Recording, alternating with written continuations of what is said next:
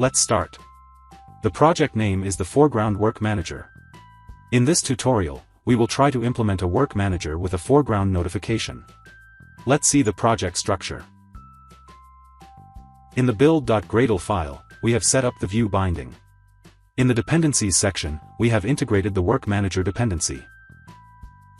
In the manifest file, we have written the post notification permission. Here we have the main activity and a myForegroundWork class. And in the UI, we have an activity_main.xml file, which is the layout of the main activity. Let's see the UI. In the activity_main.xml file, we have two buttons, Start Work and Stop Work.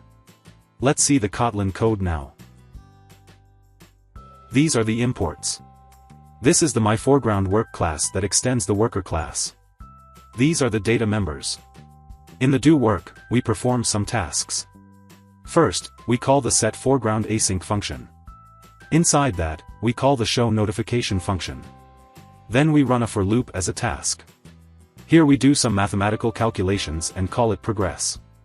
Then we call the updateNotification function, which updated the notification text on the device.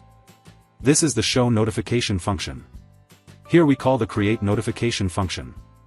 This is the createNotification function. Here we create a notification. This is the updateNotification function. Here we update the notification text. These are the imports. This is the main activity. These are the data members. In the onCreate function, first, we set up the view binding. When the Start Work button is clicked, we configure a one-time work. And then we enqueue this work in the Work Manager queue. When the Stop Work button is clicked, we cancel a particular work using its ID. Let's run the app.